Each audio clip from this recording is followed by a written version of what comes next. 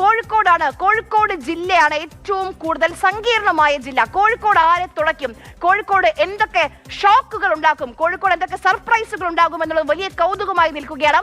KV Rahul നമുക്കൊപ്പം ചേരുന്നുണ്ട്. രാഹുൽ, കഴിഞ്ഞ തവണ കോഴിക്കോട് നോർത്തിന്റെ പിക്ചറാണ് ഏറ്റവും ആദ്യം. സംസ്ഥാനത്ത് 140 മണ്ഡലങ്ങളിൽ ആദ്യം വന്നത് കോഴിക്കോട് നോർത്തിന്റെ ചിത്രമായിരുന്നു. കോഴിക്കോട് നോർത്താണ് ആദ്യം ഫലം അറിഞ്ഞ മണ്ഡലം. അപ്പോൾ ഇത്തവണ കോഴിക്കോട് എങ്ങനെ ചിന്തിക്കും?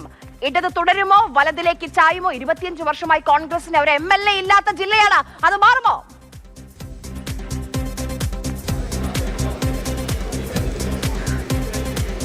ആര്യ, തീർച്ചയായും അത് തന്നെയാണ്. കോഴിക്കോട് ജില്ലയിൽ 13 മണ്ഡലങ്ങൾ ഇത്തവണ ഫലം എന്താകുമെന്നതിൽ കൗതുകം ഒളിപ്പിച്ചു വെച്ചിട്ടുണ്ടെന്ന് തന്നെയാണ് നമ്മൾ മനസ്സിലാക്കുന്നത്. ഓരോരുത്തരും ഓരോ മുന്നണികളും വിലയിരുത്തുന്നതും അങ്ങനെ തന്നെയാണ്. അതുകൊണ്ട് കോഴിക്കോടൻ കാറ്റ് ഇത്തവണ വളരെ പ്രധാനപ്പെട്ടതാണ്. സംസ്ഥാനം ആര് ഭരിക്കണം, മാറ്റം വേണമോ തുടർച്ച വേണമോ എന്ന് തീരുമാനിക്കുന്നതിലും.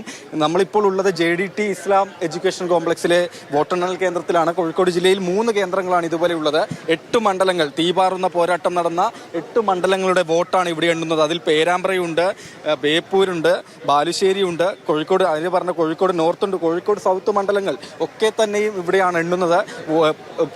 കൗണ്ടിംഗ് ഉദ്യോഗസ്ഥർ അകത്തേക്ക് പ്രവേശിക്കുകയാണ്, സുരക്ഷാ ഉദ്യോഗസ്ഥർ അകത്തേക്ക് പ്രവേശിക്കുകയാണ്. ആരേതായാലും കോഴിക്കോട് ജില്ല ഇതുവരെ കണ്ടിട്ടില്ലാത്ത രീതിയിലുള്ള അത്തരത്തിലുള്ളൊരു തെരഞ്ഞെടുപ്പാണ് ഇത്തവണ നടക്കുകയും ചെയ്തിട്ടുള്ളത്. 2 അക്കത്തിൽ 2 എന്ന ഒരു സംഖ്യയിലാണ് കഴിഞ്ഞ തവണ UDF എത്തിയിരുന്നത്. 11 വിജയക്കൊടി പാറിക്കാൻ ഇടതുപക്ഷത്തിന് കഴിഞ്ഞിരുന്നു. 2-ൽ നിന്ന് 2 അക്കത്തിലേക്ക് എന്നതാണ് UDFന്റെ ഇത്തവണത്തെ അവകാശവാദം എന്ന് പറയുന്നത് തന്നെയും. അത് സാധൂകരിക്കുന്ന രീതിയിലുള്ള പലതരത്തിലുള്ള കണക്കുകൾ ബൂത്ത് തല അവലോകനത്തിന് ശേഷമുള്ളതാണ് എന്ന രീതിയിൽ UDF ഇതിനകം തന്നെ മുന്നോട്ട് വെക്കുകയും. രാഹുൽ പറഞ്ഞതുപോലെ ഇത്തവണ കോഴിക്കോട് ആർക്കൊപ്പം, കോഴിക്കോട് എന്ത് ചിന്തിക്കുന്നു എന്നറിയാൻ വലിയ കൗതുകമുണ്ട്. ഈ സമയത്ത് ഇനി 2 മണിക്കൂർ മാത്രമാണ് അവശേഷിക്കുന്നത്. ഒരു പ്രവചനത്തിന് രാഹുൽ ഉണ്ടോ കോഴിക്കോട് ജില്ല ആർക്കൊപ്പം എന്ന് പറയാൻ?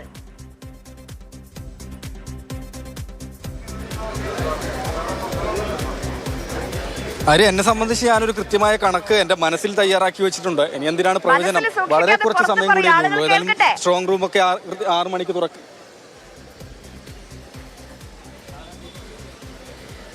അല്ല, അതുകൊണ്ടല്ല, ഏതായാലും വളരെ കുറച്ച് സമയം കൂടിയല്ലേ ഉള്ളൂ. ഇനി ആ പ്രവചനം നടത്തി ഒരുപക്ഷെ പാളിപ്പോയി കഴിഞ്ഞാൽ പിന്നെ എനിക്ക് ഏതായാലും ഇവിടെ നിൽക്കാൻ പറ്റാത്തൊരു സ്ഥിതി കൂടി വരും. പാളാൻ സാധ്യതയില്ലാത്തൊരു രീതിയിലുള്ള കണക്കാണ് എന്തായാലും ഞാൻ മനസ്സിലാക്കിയിട്ടുള്ളത്, വിലയിരുത്തിയിട്ടുള്ളത് എന്നതാണ് എന്നെ സംബന്ധിച്ചുള്ളൊരു ബോധ്യം. എങ്കിലും ഈ ഒരു സമയത്ത് ഞാൻ അതിന് തയ്യാറാകുന്നില്ല എന്നതാണ്. എന്തായാലും സ്ഥാനാർത്ഥികളുടെ ഏജന്റുമാർ, കൗണ്ടിംഗ് ഉദ്യോഗസ്ഥർ, സുരക്ഷാ ഉദ്യോഗസ്ഥർ എല്ലാവരും തന്നെ എത്തിയിട്ടുണ്ട്. ഇനിയിപ്പോൾ നമ്മൾ പറഞ്ഞു ഇവിടെ 8 മണ്ഡലങ്ങളാണ് ഉണ്ടെന്നത്. അതിൽ പേരാമ്പ്രയുണ്ട് കേട്ടോ, പേരാമ്പ്രയുണ്ട്, ബേപ്പൂരുണ്ട്. പേരാമ്പ്ര മണ്ഡലമാണ് സംസ്ഥാനത്ത് തന്നെയും ഏറ്റവും തീപാറുന്ന പോരാട്ടം നടന്ന മണ്ഡലങ്ങളിൽ ഒന്ന്. ഏറ്റവും തീപാറുന്ന മണ്ഡലമാണ്. രാഹുൽ പറഞ്ഞത് അക്ഷരാർത്ഥത്തിൽ ശരിയാണ്. പേരാമ്പ്ര ഇടത് കോട്ടയായിരുന്നു. അവിടെയാണ് ഒരു യുവമുഖത്തെ മുസ്ലിം ലീഗ് പരീക്ഷിക്കുന്നത്. ഫാത്തിമ തെഹലിയ എന്ന യുവമുഖം LDFന്റെ കൺവീനർക്ക് ചങ്കിടിപ്പേറ്റിയിട്ടുണ്ട്, വലിയ വെല്ലുവിളി ഉയർത്തിയിട്ടുണ്ട് എന്നുള്ള കാര്യത്തിൽ ഒരു സംശയവുമില്ല. അത് വോട്ട് എണ്ണിക്കഴിയുമ്പോൾ അത് വെറും വെല്ലുവിളിയായിരുന്നോ അതോ മലർത്തിയടിക്കുമോ LDFന്റെ കൺവീനറായ TP രാമകൃഷ്ണനെ ഫാത്തിമ തെഹലിയ എന്നുള്ളതാണ്.